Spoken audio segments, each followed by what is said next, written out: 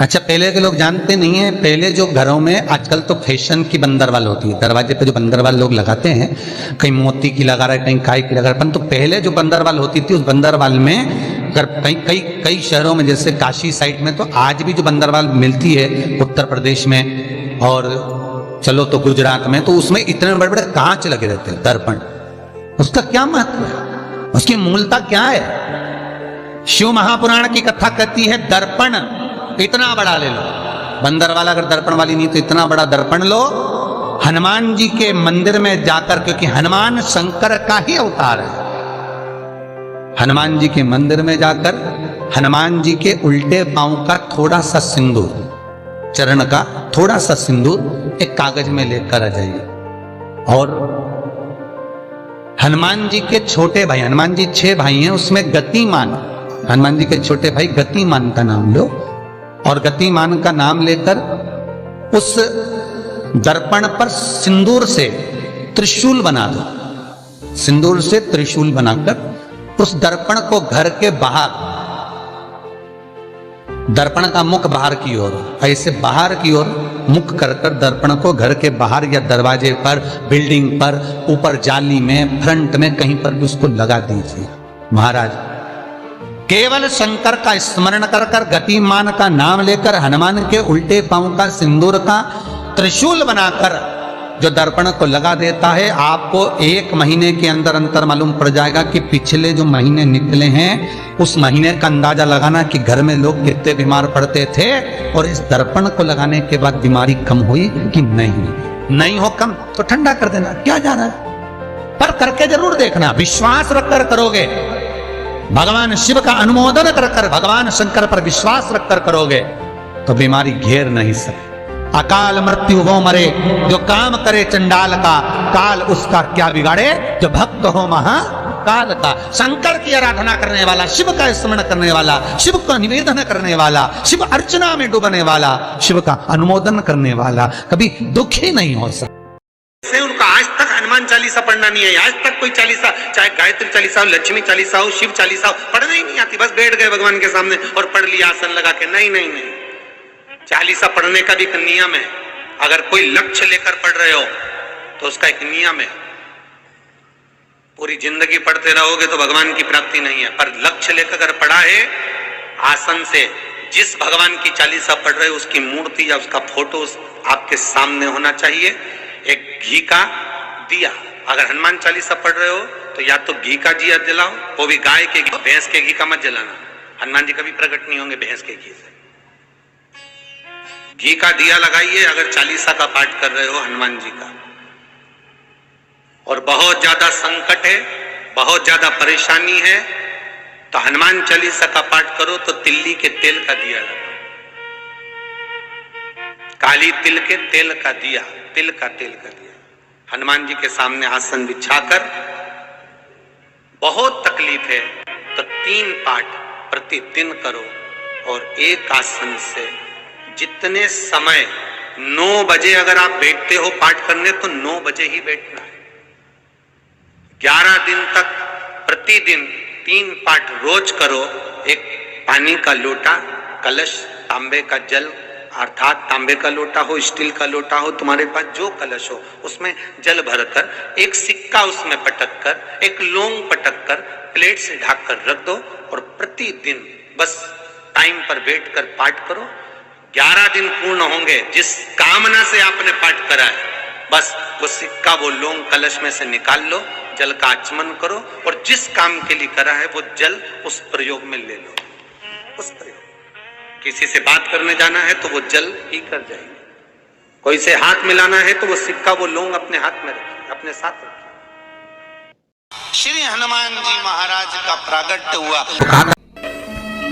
कोई व्यापार नहीं चलता हो, दिक्कत आ रही हो तो हनुमान जी के दूसरे नंबर का भाई गतिमान का स्मरण करो, हनुमान जी के उल्टे पांव का सिंदूर लाकर गतिमान का नाम लेकर स्वस्तिक बना दिया जाए व्यापार वाली जगह पर, तो व्यापार अच्छा चलने लगता है। महाराज कोई व्यक्ति पैसा खा गया, नहीं दे रहा, बहुत परेशान हो गए, मांग मांग कर दे गए, नहीं दे रहा, हाथ जोड़ लिया, पांव जोड़ लिया, सब कुछ कर लिया, नहीं दे रहा, तो हनुमान जी के तीसरे नंबर का भाई रतिमान, रतिमान, गतिमान रतिमान, रतिमान का नाम लीजिए, पीपल के पत्ते पर लाल सिंदूर से जो व्यक्ति पैसा लेकर गया उसका नाम लेकर बहते हुए पानी में अपनी कामना कर रतिमान का नाम लेकर छोड़ दीजिए। 15 दिन में रतिमान ऐसी उतावली मचाता है कि उसको हाथ जोड़कर वो खुद फोन लगाकर बोलता भैया तेरा मैं पैसा लौटा दूंगा। रतिमान का स्मरण किया जाता है। रतिमान, ध्यान दीजिएगा, पंचमुखी हनुमान का एक स्मरण, पंचमुखी हनुमान का एक भाव। महाराज, जैसे बहुत ज्यादा तकलीफ अगर व्यक्ति को हो गई है, बहुत कष्टमय जीवन चल रहा है, हार गए हर जगह से और तकलीफमय जीवन चल रहा है, तो पंचमुखी हनुमान का एक शिव महापुराण का और स्कंद पुराण का एक बड़ा सुंदर मंत्र है। उस मंत्र को आप सब एक बार हमारे साथ में बोलें।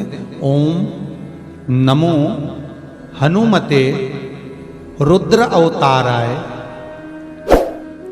सर्व शत्रु संहारणाय सर्व रोग हराय सर्व वशीकरणाय रामदूताय स्वाहा।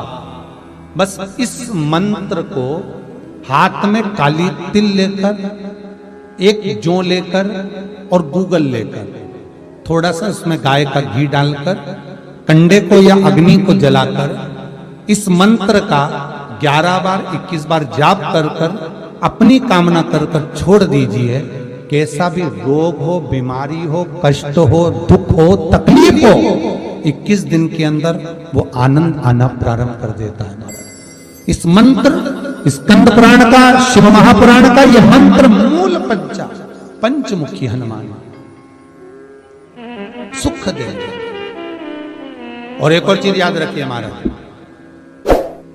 यदि कोई काम के लिए जा रहे हो, कोई व्यापार के लिए जा रहे हो या नौकरी करने के लिए जा रहे हो और लगी नहीं रही, बहुत तकलीफ पा रहे हो, सर्विस ही नहीं लग रही, बहुत कष्टमय हो गया, तो निवेदन करूंगा 5 पीपल के पत्ते पर बेसन के 5 लड्डू घर में बने हुए, गाय के घी के 5 लड्डू रख लो।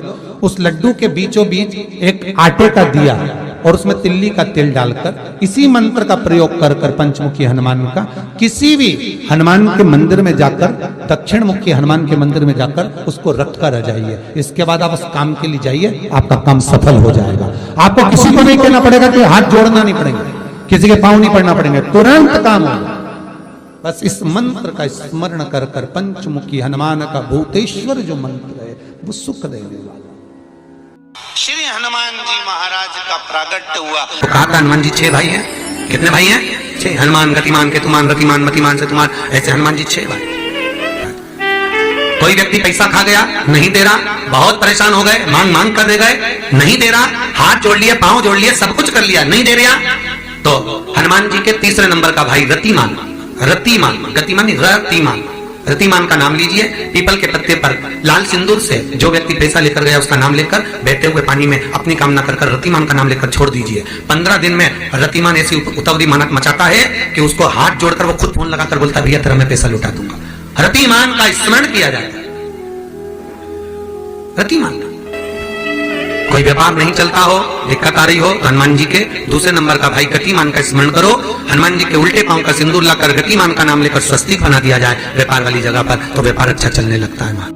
घी का दिया लगाइए अगर 40 का पाठ कर रहे हो हनुमान जी का, और बहुत ज्यादा संकट है, बहुत ज्यादा परेशानी है, तो हनुमान 40 का पाठ करो तो तिल्ली के तेल का दिया लगा,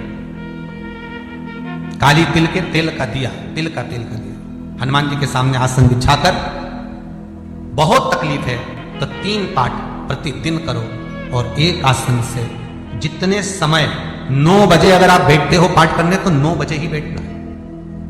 11 दिन तक प्रतिदिन 3 पाठ रोज करो। एक पानी का लोटा, कलश, तांबे का जल, अर्थात तांबे का लोटा हो, स्टील का लोटा हो, तुम्हारे पास जो कलश हो उसमें जल भरकर, एक सिक्का उसमें पटक कर, एक लौंग पटक कर प्लेट से ढक कर रख दो और प्रतिदिन बस टाइम पर बैठकर पाठ करो। 11 दिन पूर्ण होंगे, जिस कामना से आपने पाठ करा है बस वो सिक्का, वो लौंग कलश में से निकाल लो, जल का आचमन करो और जिस काम के लिए करा है वो जल उस प्रयोग में ले लो। उस प्रयोग, किसी से बात करने जाना है तो वो जल पी कर जाइए, वहीं से हाथ मिलाना है तो वो सिक्का, वो लौंग अपने हाथ में रखिए, अपने साथ रखिए। कई लोग कहते हैं हम तो बहुत दिनों से हनुमान चालीसा पढ़ रहे हैं, हम बहुत समय से राम रक्षा स्तोत्र का पाठ कर रहे हैं, हम बहुत समय से ये कर... अरे तो उसको नियम से तो करो। हनुमान चालीसा का प्राकट्य केवल एक दिल से की गई स्तुति। हनुमान जी महाराज की स्तुति, राम जी महाराज की स्तुति तुलसीदास जी ने केवल दिल से करी, केवल मन से। और ये नहीं कहते कि हनुमान चालीसा पढ़ोगे तभी भगवान, नहीं नहीं, आप दिल से अगर भगवान को पुकार लीजिए, आप दिल से पुकारो उसको, वो आएगा, वो प्राप्त होगा और मिलेगा। उसके मिलन में देरी नहीं हो सकती महाराज, उसके मिलने में कोई चूक नहीं हो सकती, बस मन से पुकार। चढ़ाओ एक लोटा जल। कभी कभी अगर ऐसा लगे जीवन में कि दुख बहुत ज्यादा आ गया है, बहुत तकलीफ आ गई है, तो लाल चंदन को घिसकर उस लाल चंदन का लेपन भगवान शंकर पर कर कर फिर पानी चढ़ाओ। अगर कोई संकट भारी है और निकट रहा, जैसे किसी नारी का गर्भ नहीं ठहर रहा, 15 साल हो गए, 20 साल हो गए, 25 साल, जैसे इसने लिखा एक माता ने कि 18 साल की बेटी हो गई थी पर संतान में पुत्र नहीं, तो उसने भाव से कथा सुनी। ऐसे आपके भीतर अगर 20 साल हो गए, 25 साल हो गए, 30 साल हो गए, संतान का सुखी नहीं है, लाल चंदन का लेपन बाबा भोलेनाथ पर करना प्रारंभ करो। पीठिका पर लाल चंदन का लेपन करना प्रारंभ करो। लाल चंदन से बाबा का श्रृंगार करना प्रारंभ करो। एक बेलपत्री पर लाल चंदन, दोनों पत्ती नीचे वाली, जो नीचे की जो 2 पत्ती होती है, इस पे लाल चंदन, और बीच वाली पत्ती पर पीला चंदन लगाकर बाबा के शिवलिंग को समर्पित करिए। बाबा से प्रार्थना करिए, रोज प्रार्थना करो। परंतु एक बात का स्मरण रहे, 25 साल हो गए, 20 साल हो गए, 30 साल हो गए, संतान नहीं, तो पहले जल से अभिषेक कराना, अभिषेक कराकर उस जल का आचमन करने के बाद हाथ को खासा करना, धोना, उसके बाद में फिर वापस बाबा का स्नान कराओ, फिर चंदन का लेपन कराओ, फिर एक लोटा जल चढ़ाकर बाबा का स्नान कराओ। बाबा का बड़ा सुंदर भाव से लाल चंदन से जो अभिषेक करता है, बाबा को लेपन कर कर फिर जल चढ़ समर्पित करता है, निश्चित है उसकी गोदी मेरा देव अधिदेव महादेव जरूर भरता है। निश्चितता है, निश्चितता है।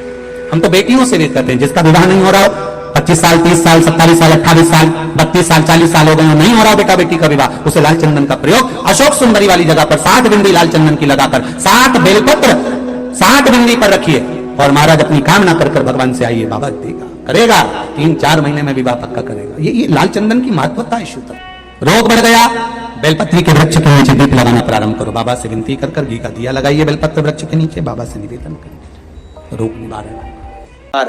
आंकड़े के पत्ते की जो माला होती है, ये माला कार्य की सिद्धि के लिए होती है। इसमें एक एक आंकड़े के पत्ते पर सीताराम लिखा जाता है। मात्र एक पत्ता ऐसा होता है जिस पत्ते पर सीताराम नहीं लिखा जाता। 108 पत्ते में से एक पत्ता, बस उस पत्ते को हथेली में रखकर उल्टा हाथ आपको रखना है और अपनी कामना कर कर उस पत्ते को बांध देना है। ये जरूरी नहीं है कि 25 के बाद बांधो, 50 के बाद बांधो या 100 के बाद बांधो, आपकी मर्जी पड़े। उस खाली पत्ते को कहीं पर भी बांध दीजिए और उस माला को अपनी कामना कर कर श्री हनुमान जी महाराज को समर्पित कर दीजिए। महाराज, इसके लिए कोई तिथि, कोई दिन, कोई वार निश्चित नहीं है। बस ये माला जब हनुमान जी को चढ़ जाए तब एक घी का और एक तेल का दिया हनुमान जी के सम्मुख में लंबी बाती का लगा देना महाराज, और अपनी कामना कर कर आप आ जाइए। आपकी वो कामना 2.5 महीना या 3 महीना, इससे ज्यादा नहीं जाएगा, वो कामना बाबा पूरी करेगा। क्योंकि शिव और हनुमान ये सब एक ही स्वरूप है।